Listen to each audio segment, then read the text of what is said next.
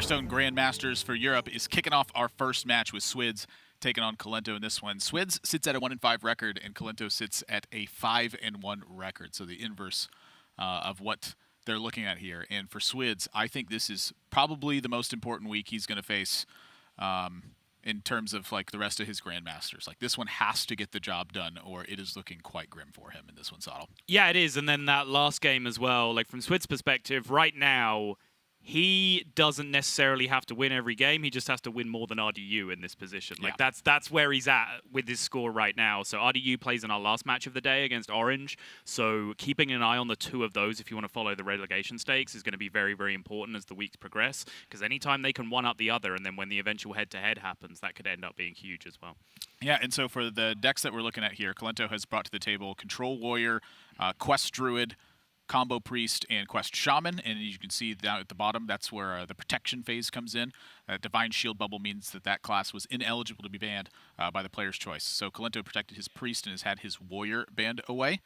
And on Swidz's side, the Priest has been banned away, and his Warrior has been protected. He's protected Warrior every single time, it feels like. He's just a Warrior player. We were talking about it before we came on air, and it is the deck that he's been having the most success with. It's the deck that you've continued to be impressed by his play specifically with Warrior.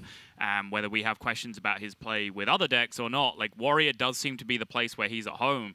And again, it's just this weird irony of like we've come out of specialist format and suddenly Swidz seems to shine as a Warrior specialist. He's able to just protect it every series, but not have that vulnerability of just being targeted because he's only playing Warrior. So everyone else, if you're queuing into Swidz that week, you get the matchups in advance, you're like, oh, I just have to beat Warrior. This is easy. Like eventually that happened and Swidz just had to divert away from his specialist class in the specialist format. But now we leave specialist and he can actually be a Warrior specialist again. Yeah, I mean, there's a bit of that specialist thing here with the protection phase. I've really liked the protection phase. I would love to see these series go to Game 5 and see what it's like to have to play all your decks in this one. But I've been a big fan of watching players protect a deck. Now, the problem I've had with it is when Priest is protected every single game. If you want my true opinion on it, this deck needs to be toned back. It is warping to the metagame. I think there are counters that are viable to it. However, I don't think in a best-of-3 or a best-of-5 variant that those counters become nearly as viable due to the fact that you have to beat other classes as well. The Priest is demanding very specific counters, and I think that is warping this format a bit too much. Yeah, and if you want to talk about specific Priest counters, this right here is not one of them. This is the Quest Druid from Kolento. It's just generally too slow. Priest can generate massive things on board, and this is why Kolento, with looking over his opponent's deck saying, oh, you're going to protect his Warrior, he just gobbles up that Priest ban as quickly as he possibly can because the rest of his decks really do not compete particularly well with that Priest, especially as he gets his own Control Warrior banned. This, of course, is just standard Quest Druid, not the Malagos Druid that we've been seeing from various other players. And Kolento is kind of packing all the heat in there. He has Chef Nomi, and he has Cenarius and King Ferris. The one thing he's missing is the Elise, which can be a really big deal against Control Warrior specifically, just to be able to get that infinite engine going at the end of the game. I would say that versus Control Warrior, it is very important. The card, It's probably more important than any other card besides untapped potential in the deck at that point. Nourish? I would call Elise more important. All right. I think you can win without drawing Nourish. I don't think that you really win without having lots of endgame stuff to do, because this is Control Warrior we're talking about. They blow up everything that you play. You're not exactly beating down the door and threatening Divine Spirit lethals in this matchup. Right. You have to get stuff and then attack for damage. Right. And against Warrior, that's tough to do. We take a look at Swidz Warrior as well. It's even teched for these kinds of situations. You look at the way that he's built his Warrior this week, and due to the changes of Discovery, he's brought 2 Plague of Wrath. We've added the Tiamat back in. Like, man, you're just not going to get threats through on this. Yeah, he's just looking to kill some stuff. That Tiamat can come down and just challenge like a nice Oasis Surger or a Cenarius kind of board and feel okay with it. Double Plague of Wrath is also huge. The sweepers are, of course, what you want against Quest Druid. Zephyrus! Zephyrus with a bunch of 2-ofs. We see Firebat in Americas, I believe, playing Zephyrus with like 3 or 4 2-ofs in his deck. 3 duplicates. And I honestly prefer doing it this way. Like, I think, you still have to get pretty deep in your deck to guarantee drawing 1 copy of just 3 duplicates. So just having 2 of the good cards and saying, well, if it gets to the extreme late game, I have this Zephyrus as a kicker. Like, to me, that's honestly just a slightly better way of doing it. I see it both ways. There is something to be said about the potential of power spikes that are unexpected from your opponent. When you have duplicates in your deck, your opponent's not expecting an early Zephyrus. And, you know, when I looked at Firebat's deck list and the duplicates that are there, I'm like, yeah, these are cards I kind of like to keep in my hand. And I thought about it and I went, wow, that could be a big surprise. You know, an early Zephyr's coming out from a deck where you go, oh my gosh, they drew all their duplicates already? Like, yeah, that's going to happen sometimes. Sure. And so for Swidz, we're kicking things off with Warrior. Not a surprise to see him play this whatsoever.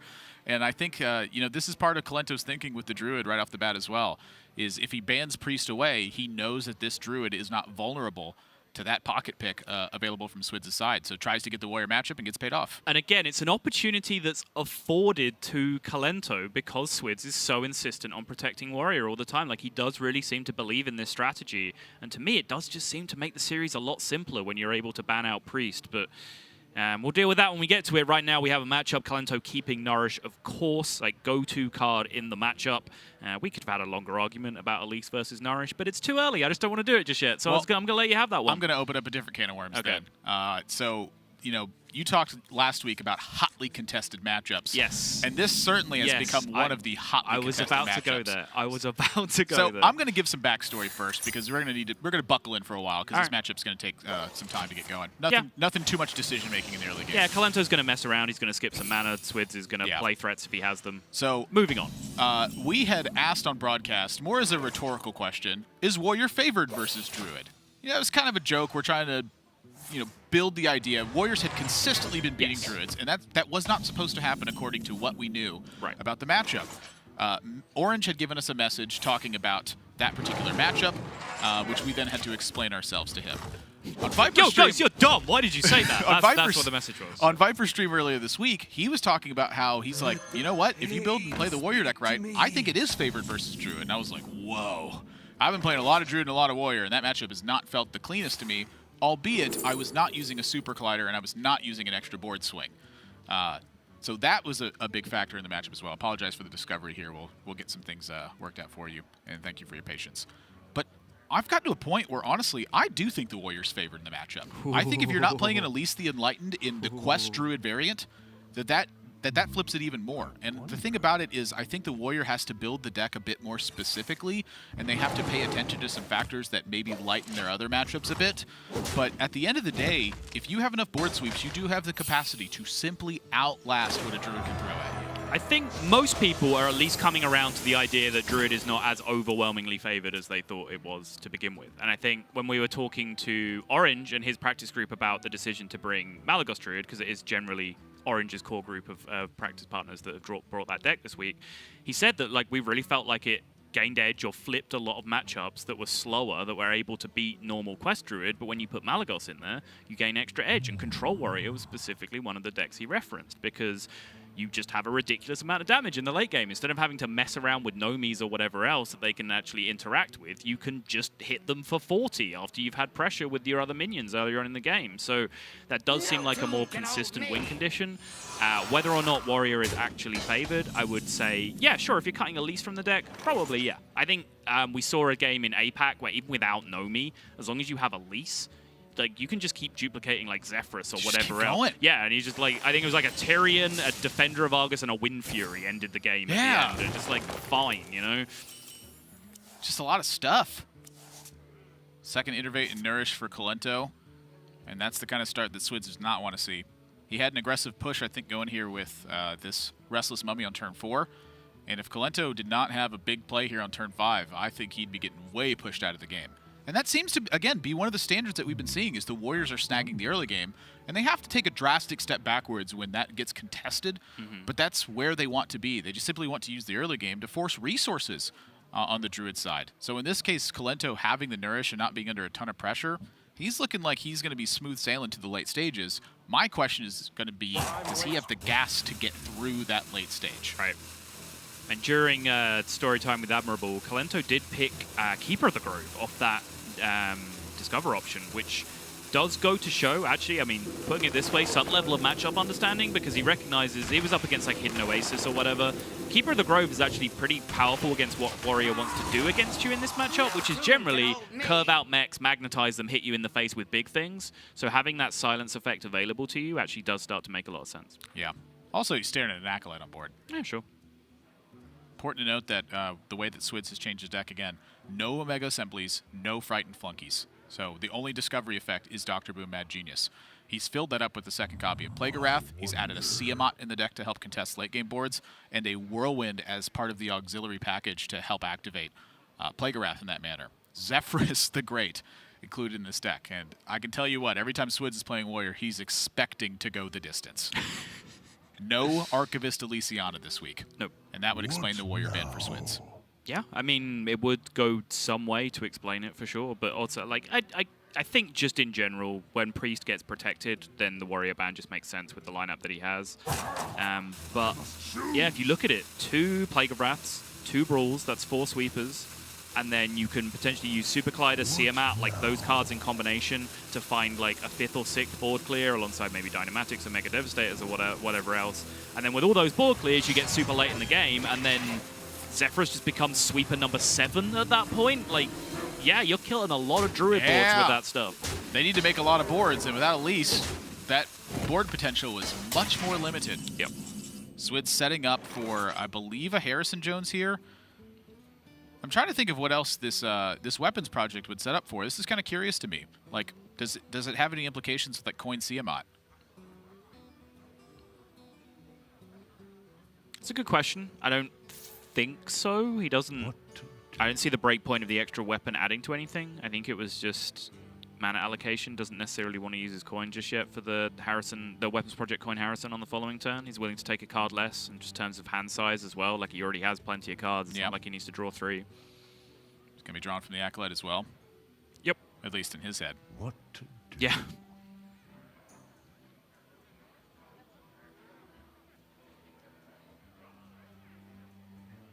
So yeah, if he didn't play Weapons Project here, he'd have 8 cards in hand right now. The Acolyte drawing a card would take him up to 9, and then on the following turn, he spends 3 down to 6 to draw 3 more. So he still would have been okay. It's just so sad for me to see that guy as a 2/2. You were lamenting old Keeper of the Grove earlier, just before we came on air. I mean, look at how jacked he is. Yeah. It's like Frodan status. That's at least a 2/4. Admiral was like, can we just have 5 mana Nourish again? I was like, no, you can't have 5 mana Nourish. All right, what about 2/4 Keeper of the Grove? I was like, okay, fine, deal. We will settle on 2/4 Keeper of the Grove. 2/4! Yeah. Wait, the Floop actually buffs it. It's a 3/4 Keeper of the Grove. Whoa! Full grip for Swidz next turn. And Kolento's trying to find any way to pressure through it. That makes the hand awkward. It does. But you know what you do with awkward hands? Behold, jewels of the sound. You play cards from them and draw other cards, so your hand is less awkward? That's right, Saddle. Okay, you good. play cards from them and draw other cards so your hand is less awkward. That's exactly the phrasing I was going to use. I thought so. I think also just like jamming Hidden Oasis on a turn is so miserable when your opponent plays the card Siamat in their deck. Like, oh, yeah. that is not a good feeling. Also, you're just getting nothing from it. You're just playing a 6-mana 6/6. Yeah. Not even like healing a minion to try to make things weirder. Right. I imagine Swidz had his eye on the Armagadillo, but things changed. Did they? Well, I think it just would have been a slam dunk is what I'm getting at. Well, has Swidz ever slam dunked a Warrior play in his life? Apart from that one time where he had the game solved and then he was just slam dunking her. He's like, yeah, I got you, buddy.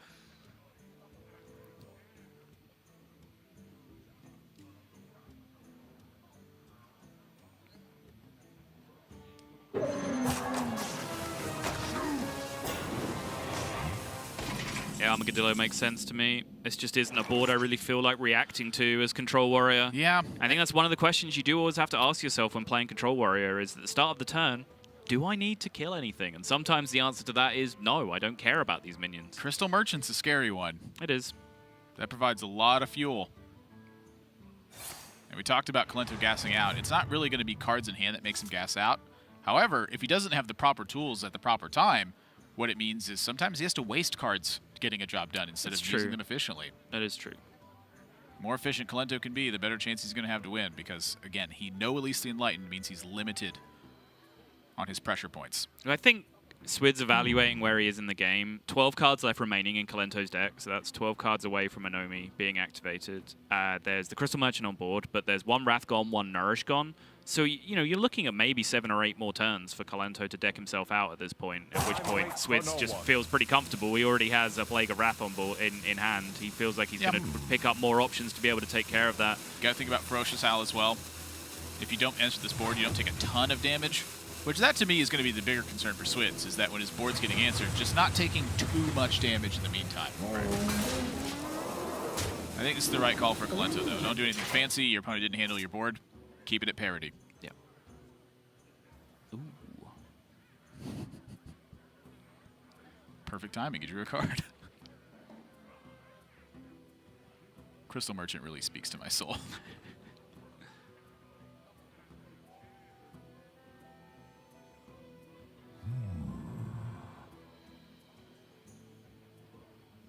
Just thinking about the Tomb Warden, I mean, you can tell he just doesn't really want to waste anything. I'm kind of curious about this. I was looking at the Mummy. I've been looking at the Mummy for 2 turns now.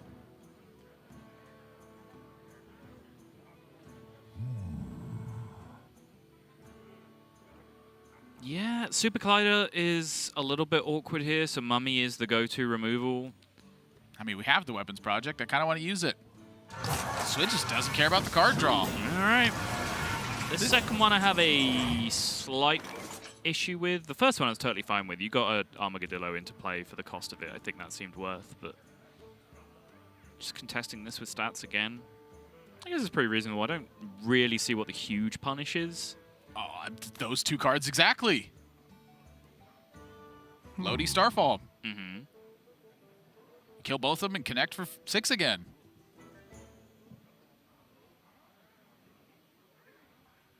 Kolento exhibiting some purple-like essence there.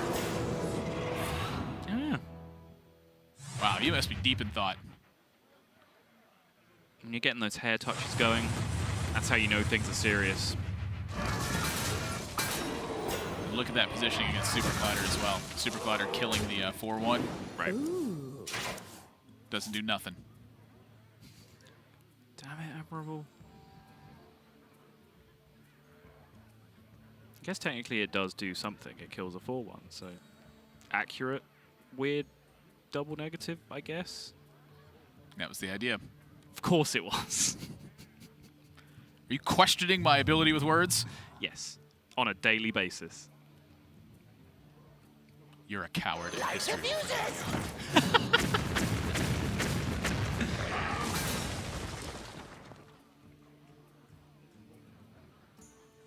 Double Dynamatic. Was that his plan the whole time? Unclear. I would suspect no. He didn't look like his reaction to the Loti Starfall turn was not, okay, yeah, this is what I planned for. It was, oh, damn, that's pretty good for my opponent. Well, I just meant like the option, like he's holding coin for the option double dino. As a general context idea, just like, yeah, well, I can deal 10 damage to this board on turn 9 with the coin. Like, I think that's a reasonable thing to have in the back of your mind. So now for Kolento, the question is, Surger these down? Or use the King Ferris?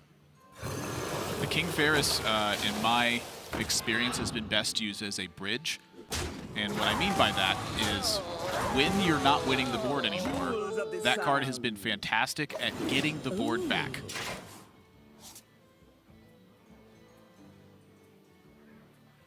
It makes the warrior respond to some degree, and then you get to start developing. Like, you pretty much know that the King Ferris board is going to get cleared. You're talking about a situation like where they have stats in play and you don't really want to clear it, so you just jam the King Ferris into it to create board tension and make them clear it instead? Yeah. Yeah. That I've found to be pretty much the best result. The times it gets scary is when it's all vulnerable to Warpath and they have big Tomb Wardens in play. And they're like, if they just take the Sacrifice and Warpath, I'm going to take 10. Yeah, that is kind of the King Ferris problem in this matchup, though. Sometimes you do just make a board that trades 1-for-1 with Warpath. That can happen with 6 drops and 5 drops pretty often. You can see that Swidz has always been very deliberate with board clears. Sometimes I would say to his own liability as well. No tomb He's just so patient with them. I think Restless Mummy in particular, we saw a game where he just died with like double Restless Mummy in hand, having never used them in a couple of spots. I get his reasoning, but sometimes you just got to use your cards. No tomb can hold me. Yeah, use those cards. Yeah, you spend that mana. Yeah. Ziliax provided a very nice board clear for him. pretty awkward for Kolento as well. Think there was a better way to doing that. Like, Reckless Mummy is kind of a weird card in that you have to trade it inefficiently to get full value out of it, because like picking up the value trade into the 1/4 there, you don't get the second rush coming out afterward. Okay, hang on. This is a big kicker to this board state. The 2/2 next to the Hogger says Death Rattle +2/+2 to 2 random friendly minions. So that takes away a lot of the Warpath potential that's on this board. The 2/2 Taunt takes away a lot of the Warpath potential from this board as well, because Swidz can't really ship his minions into other things before starting the Warpath. Be attack the 2/2 with Ziliax, attack the 5/6 with the 1/2. Yeah. But then that 2/2 gives... And the 2/2 gives the buff. Wow. Yep. And even if it goes on the Hogger, it's still going to pull out of range. Yeah, I mean, this looked like that outcome may have turned this into a Warpath-looking turn. I'm sorry, a Plague of Wrath-looking turn. You know, I was looking at Brawl, but... You know, what if it's a Siamat turn? I could totally see Siamat. I just feel like I'm risking too much damage. Mm-hmm. I must choose. Maybe it is Brawl. I mean, you do have a 1/2 in play.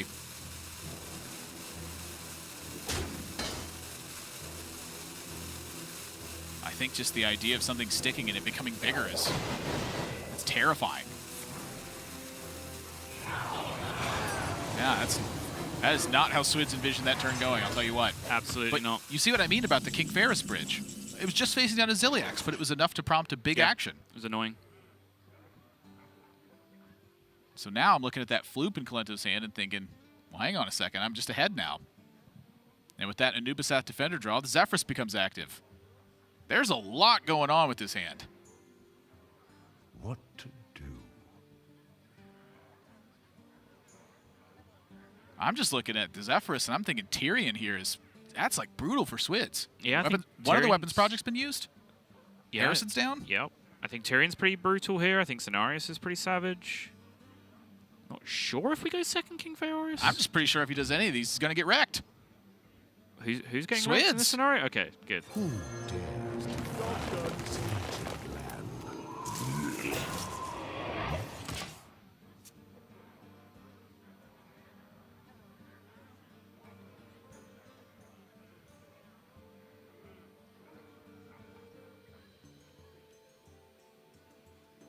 You know what that Cenarius golden animation has always reminded me of with the rainbow? There's a rainbow. We'll look at the top of his animation, his hand-to-hand. See how he's got the rainbow going from hand to hand in the golden animation? Oh, yeah. Okay. You remember the Shang Tsung friendship ability? Yes. It's always reminded me of that. Why does your brain do this, Admiral? It's such a weird connection to make, but I kind of get where you're going with it. It was the first golden legendary card I ever made. It was in 2013. I just saw Cenarius, and I went, OMG Cenarius, and I just made it golden. Because of course you did. Look at him. Heck yeah. Just looking at this hand from Swidz. Struggling to see an answer to this board state that I like. You know, I like to look at things that are appealing. This hand is not one of them. I think he's made the most of this with the Shield Slam Super Collider. It's pretty ugly. About the best he has. Keep the board contained to some degree. Don't expend your other brawl. That was the best way to get rid of stuff on board.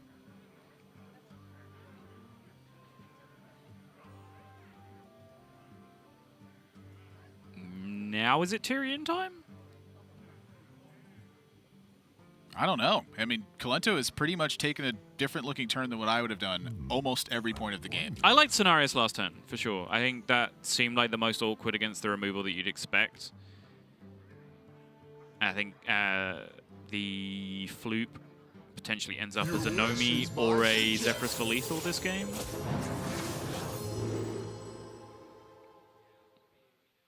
This is known. Gorehau, Tyrion, Defender of Argus.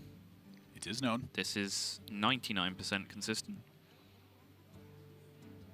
I mean, what else is that? He looks at the life total, looks at the board. Yeah. Well, that's easy. Right.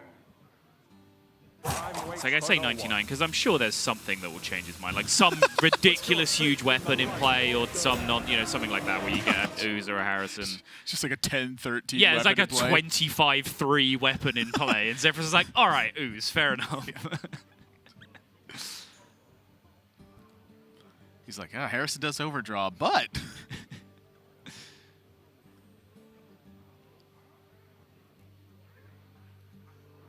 What now?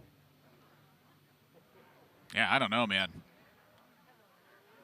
I'll tell you what, without Omega Assembly, without Fright and Flunky, you do just have a lot less raw card potential.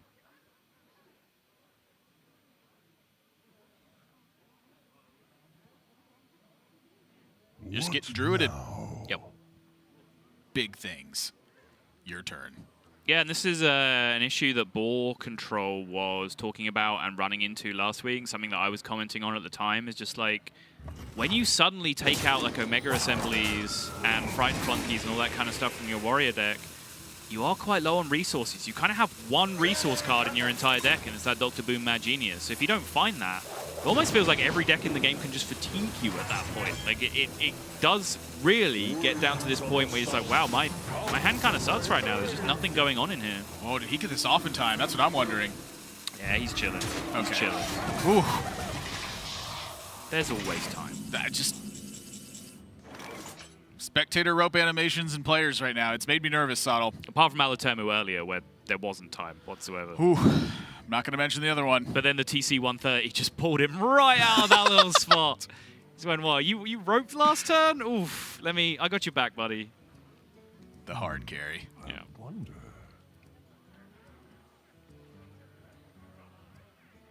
For the first time this game, Kolento finds himself with minions on the opposing side that perhaps can be a threat. Yes. There was a one turn with the Ziliax that he jammed his Phaeorus into, but that was not a threatening board.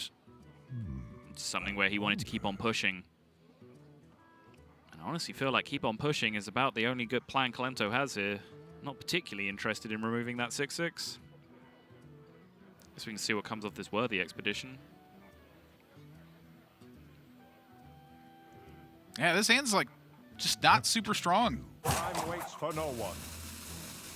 My instinct was on swipe and use the weapon to actually kill out the board. Just have a 6/6 in play. He's Okay. looking for something more. Maybe it's all the Mali Druid I played yesterday that's making me want to deal damage. Nope, Kolento wants to deal it too. Yeah. He says, well, if this 6/6 contests to 6/6, that works good enough. Right. And so for Swidz, perhaps an opportunity. Not the best draw in the world, but two more in hand. Also important, Kolento did not play the Anubisat Defender on the previous turn. One, because there's a Super Collider in play, so 2 minions is sometimes just worse than 1. Secondly, I think he does want to have the option of just 15 more damage from this second Tyrion for as long as he can. It might still end up being the Nomi this game, but I think the longer Kolento has that option, the better for him. I'm almost out of cards. Yeah, it might become that one. That one's pretty good too. Swidz is down to 2 cards. You've seen a lot of board removal. I can see a wonderful world of opportunities for Kolento here. I think all of his plays lead to strong positions. Yeah. He's just exhausted so many resources. I wonder. I think it's going to take some time for people to find the right build of Control Warrior, because this super lean, trimmed down one does not seem to be it to me. A small sample size, of course. Yeah. Just being reactionary to one game, but it looked similar last week. Look, bottom 9 cards, 2 Omega Devastator, Dr. Boom Mad Genius. Uh-huh. Wait a minute, no, there's not. Oh my gosh, there's no Omega There's Devastator. no Omega Devastators. What the heck?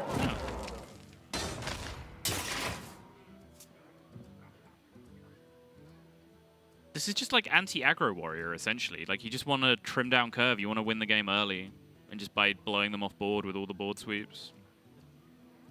That card is just so core to the deck in my head that I didn't even look to see if it was there. I just assumed it was. Yep. There's just no gas in this deck. It just doesn't exist.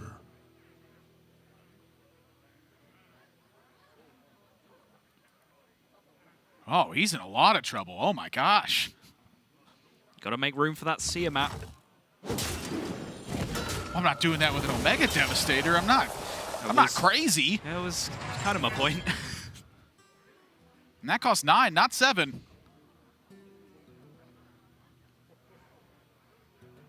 Zephyrus now live. I have no idea what Zephyrus offers on 5 empty mana, empty board. But I'm not using it here. I need a Twisting Nether. 5 health, so Healing Touch would probably be in that equation somewhere. But now, 2 sweepers left available for Swidz. Yeah, 3 boards left available for Kolento. And only 12 health available for Swidz. Yeah, he needs a big draw. I think that's actually the biggest problem that he's facing right now, is that he can't just, like, brawl this board and take 6. Like, he just can't really afford to do that. So yeah, he has to go Nether instead, just so he doesn't end up taking the damage, but then he's just right back in the same spot again next turn. Well, do you have to take Nether? I was thinking, do you need to win the brawl? Like, you need the 2 armor pip? Yeah. Like, you gotta get something done. Something's gotta give. Maybe. You still have more draws in your deck, so I don't really like taking the Nether. Or, I'm sorry, taking the Brawl. I would have taken the Nether, too. I'm just really scared if I'm Swidz. And that's exactly why. Swidz is going to need help. He finds a weapons project. Okay. That's a big deal. That is a big deal. That means he can now somewhat safely tank 1 hit from a 6/6 if he can then find a way to clear it on the following He turn. can Shield Slam. Just weapons project Shield Slam for the full clear instead, yeah. It's both Shield Slams on Swid's side, though, so if he's going to get the Dr. Boom down, that's the turn. So now this is last board for Kolento. Really hidden Oasis, Anubisath, and then try and use scenarios for the buff on the following turn.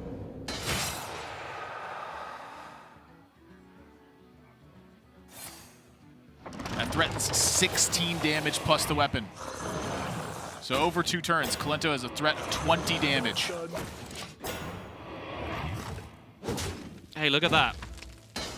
13 plus a Dr. Boom. Warpath drawn. Oh. 5 cards left in the deck for Swidz. Going into that turn, that Warpath may have saved this game. However, he's still got to get out of it. And the card Dr. Boom Mad Genius is stuck in hand. It's borderline unplayable right now just because there's so much pressure coming back the other way. One of the remaining cards for Swidz is that second Plague of Wrath at this point, which he's now lacking in an activate for. No, there's still... No, he has drawn the Whirlwind. He's drawn the Whirlwind. There's a Brawl left as well. Yep. Swidz might actually just be getting over the line here. He's got a second shield block.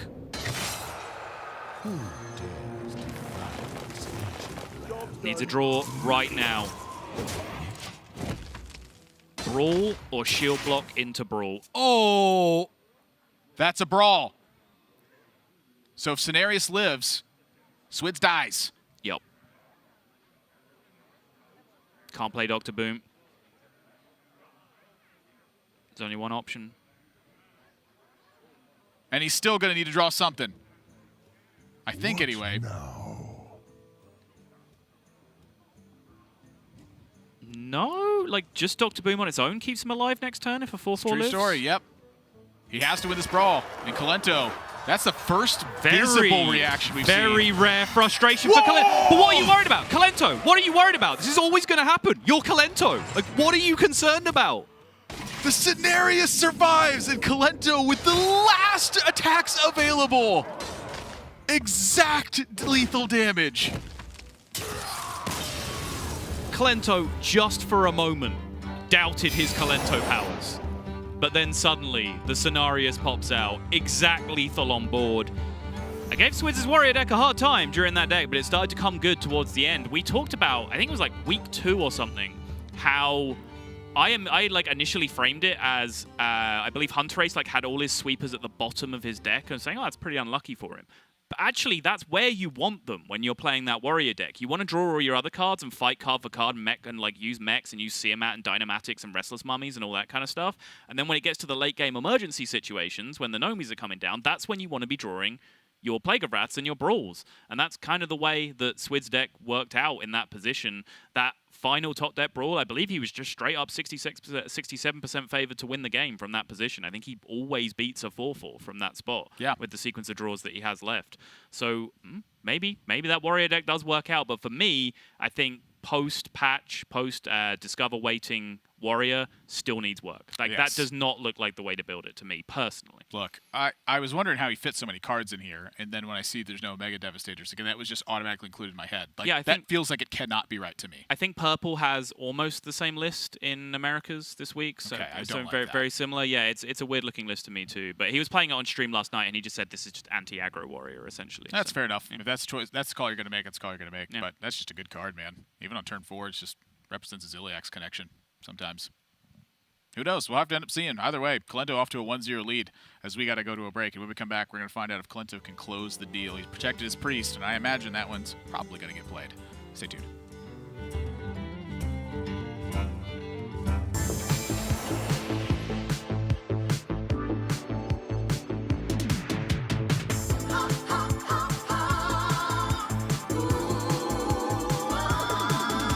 The shadows are rising again, darker than they've ever been. As evil descends from the skies, the world cries out, how will we survive? Out of the hall of explorers, and up from the dusty tombs, they grab their whips and fedoras.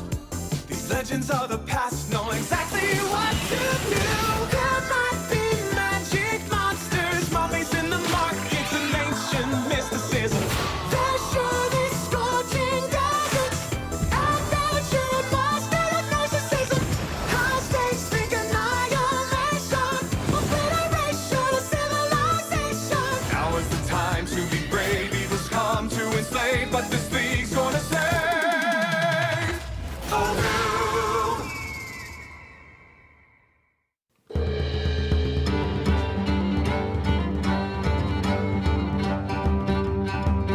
My name is Sam Braithwaite, and I'm the Senior Global Franchise Lead for Hearthstone Esports.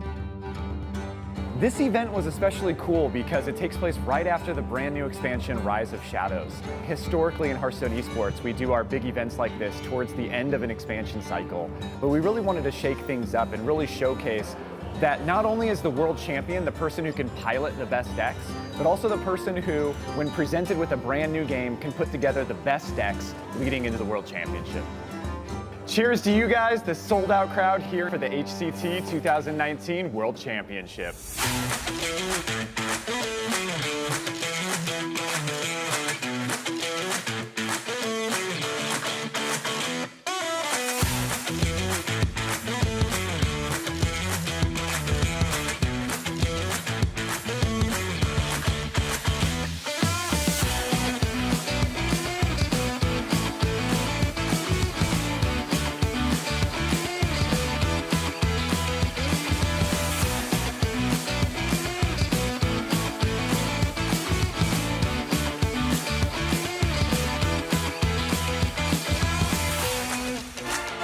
Welcome back to 2019 HCT World Championship. We've had a lot of fun games, and we're looking forward to the grand finals.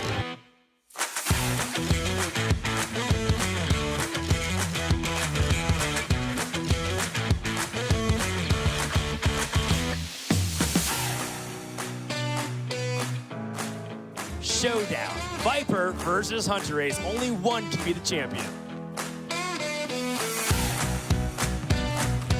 Oh, come on!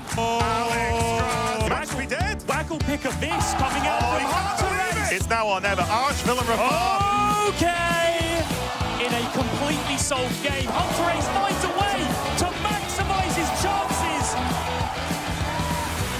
It's been a wonderful journey throughout the past few years of the Hearthstone Championship Tour, where stars were made and dreams came true.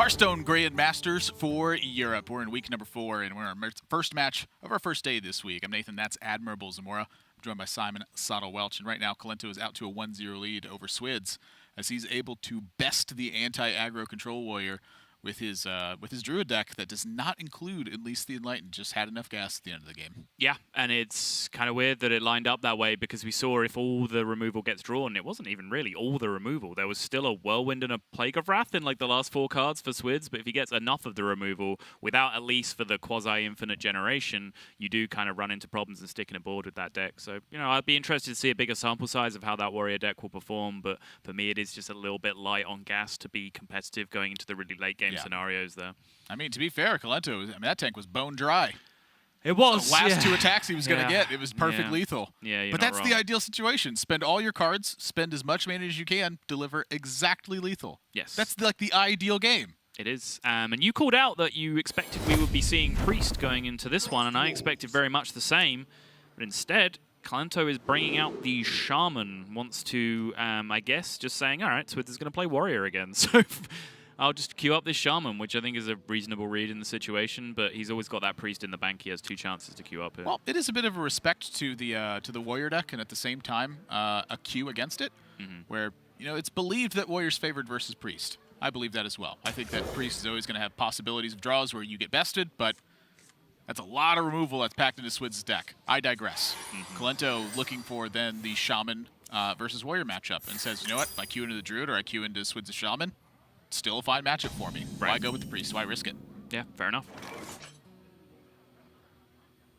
It's always important to talk about the deck list and some of the differences. Kolento has included a copy of Ziliax in his Quest Shaman deck. His one-ofs are former champ Ziliax, Giggling Inventor, and of course Legendaries afterwards. No other fancy stuff that's going on. On Swidz's side, only 1 copy of Mind Control tech.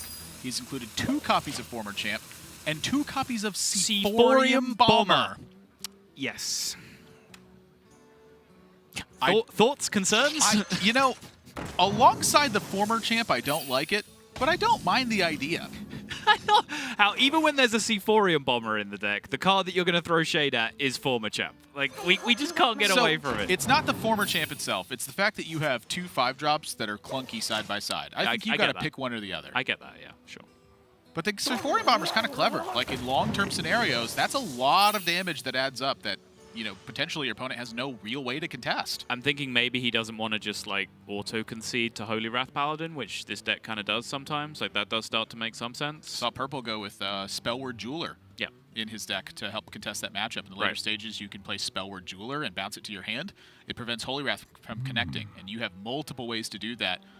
With the bounces and with Shutterwalk in there. So you can hold them at bay for a number of turns. Yeah, which I think might just be a smarter way to go around it, because plans that involve shuffling things into your opponent's deck, which then blow up in their face, when they're a deck that wants to draw through the end to the very end of their deck, and that's their win condition, they're also usually very good at having 10 cards in their hand in a lot of situations, which can, you know, diffuse that game plan, stop the cells taking the damage, burn the blood if you're going with Hakar, which Viper is doing in his Warrior, which, again, I've said it multiple times, we will get to that later. It's a weird week. It's a really weird week. I'm curious. I'm loving it. I like the idea of the Seaphorium Bombers. I think that the idea of your opponent getting 10 cards into their hand and then burning your bombs away is extremely rare and, you know, more of a fairy tale than anything else. I don't know about that one, Chief. When on earth is a Holy Wrath Paladin going to get 10 cards in their hand and be like, yeah, now I can draw a bunch of cards? You've never played Holy Wrath Paladin, just had all the cards you wanted in your hand? I've never played any deck and just had all the cards I wanted in my hand. That's not true. You played Malagos Druid yesterday and had every card you needed every game. I want to see the replay on that. Okay. Players were informed to not use golden lackey generators due to the art that's on this lackey right now. Yeah, but Kolento doesn't check announcements, so it's fine. Hey, Swidz didn't either. Oh, good point. It's got its head in the clouds. That is a 6/6 that says your minions with Wind Fury have trying Mega Wind Fury. Really hard not to tell the story. Just check my Twitter. I'm still tilted. I'm glad you lost that game. What? What is that? That's so just spectacular. genuinely mean-spirited. Well, that was just a Hearthstone supernova. You got to witness it. I'm happy when those moments happen.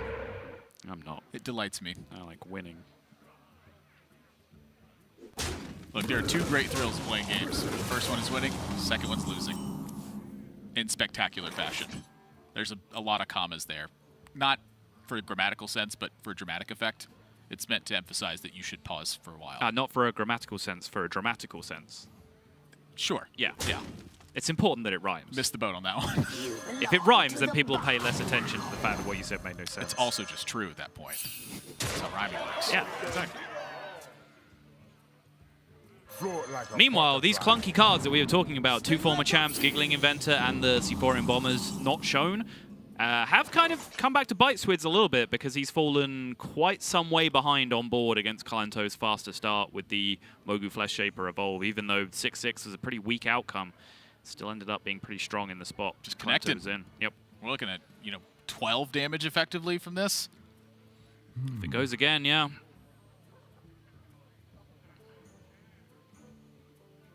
Kolento on 4 as well. He's not even really behind on quest procs, even though he's gone with the Mogu Flesh Shaper route, which sometimes does slow you down on quest completion. Swidz just hasn't really been able to play multiple things per turn.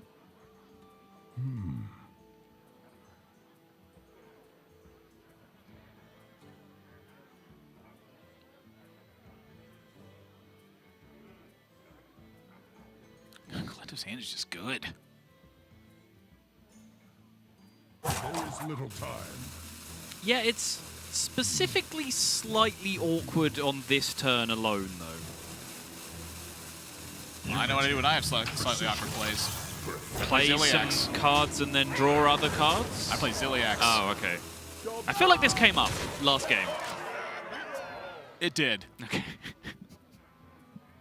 You're going to draw cards. I mean, you do that every turn. Fair enough. Fair I didn't say when to draw. Neither did you, I guess. Last week we tested this deck for Kolento. I think it was Kolento versus Viper were the matchups we were testing, and I mentioned on stream that I was super underwhelmed with the Ziliax in the deck. I still am. I then asked Kolento a question in the post-match interview about it, and he said, well, didn't it look pretty good this game? And I'm Was like, it good yeah, there? it did. That one game that you played, it looked fantastic. But then, unfortunately, it's looked pretty good again this game. It's still Ziliax. Like, it's still a good card, yeah. It's just, in comparison to some of the things your cards can do in combination with double Battle Cry, then sure. But I guess the argument also is, like, it's a really good card here for getting Kolento to the point where he has double Battle Cries, which then it does start to make some sense when you put it in that context. it's just a good card. There's so much stuff I want in Quest Shaman. He's about to take 18 from this 6-6. I don't care who you are. You take 18 from a single card, you're in trouble. Yeah. Especially when there is potentially 12 more backing up behind that with activated weaponized Wasp twice. You need some heal. I mean, Kolento can actually sit back. He's at a healthy life total. He can deliver damage and lean on weaponized Wasps. Does he want to go down that route, though? Does he feel like that route is conceding to Life Drinker? Excellent question. You have a Shutterwalk in hand. You have an Evil Cable Rat. What to do? Exactly. Does he still have a 6-6 in play? Does he feel higher win rate? Just say, all right, reset, play the long game. I don't mind. There's a nice juicy 4-6 there. Turn 9 is when you'd be able to unleash all that damage from hand. So perhaps some consideration for how that line looks. Sure. Slightly awkward. I believe he still needs 2 more procs. Yes, he does. So he's not in a world where that double weaponized Wasp is coming down this turn, which might influence the board plan if he was to do that. So he could just take care of the 4-6 instead of the 3-3 with that line. 6-8's not contested. You're not weak to mind control tech. You're still pushing damage. This looks solid. Looks good to me. And if he picks up extra damage off this Cable Rat, which I believe he's now going to save for A, mind control tech reasons, and B, because he wants to double it up on the following turn, if he finds extra damage off that, then he still kind of has the damage out covered if there is no Life Drinker. I think this is mechanically very strong from Kolento, as always, that we've been talking about.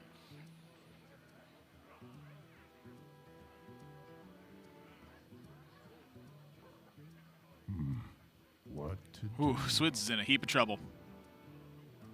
That Mogu Flesh Shaper perhaps lets him deviate, but you're 11 life. I don't think you can toy around anymore.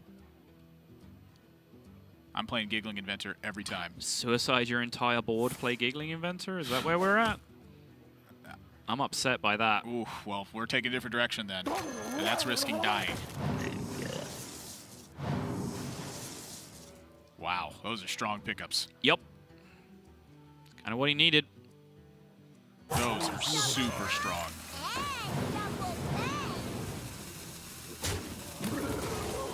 Step number 1, the board has been won for Swidz this turn. I respect it. I think this is a stronger line than just the Giggling Inventor. I think the Giggling Inventor was kind of just giving up. Just yeah, well, at least conceding to being behind for another couple more turns. Whereas this gave him outs, at least in the situation. He did hit those outs. True story. I mean, I think you do need to take a risk in this spot. Like, kind of looking at it, you know, you're going to be weak to so many different turns that involve a Sandstorm Elemental. Right. The other way. Oh boy, 10 from hand. 10 from hand. Engaging TC-130. Oh, good steal. Bad steal. You'll take it. There were 5 bad steals and 2 good ones, and he got the better of the 2 good ones on top of that as well. Yeah, I think you take that. Interesting. Ah, he's still thinking about mind control tech on the other side. Yes. Like, how do I ever get another point of damage in if I get teched back? Well, he doesn't get another point of damage in on board if he makes the trade that he was just lining the arrow up. Yeah, it's a multiple turn process. Also makes the trades on the frog tougher to make. It's interesting.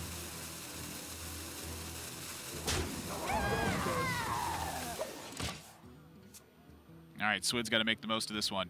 Opportunity. Yes. I do agree with this again from Kolento, though. I think the suicide into the frog is just too cute. It's right to think about how to not get mind control tech there, but you just give up a minion on a terrible trade to not have a minion stolen from mind control tech. Like, it just doesn't make any sense to me. I think Swid's just lost. Oh, God, you're right. He did. Wow. He did. 1 damage connects. Yep. This is what I said, right? Like, you don't have any chance of connecting 1 if you make the trade that Kolento was going to make initially. Like, this at least gave you the option. At least gave you the option. And that 1 from Kolento, all important. Swidz is about to get the bad news. Had to be exactly Kobold Lackey. Somebody's got to stop this man. Well, it is not going to be Swidz. Not today.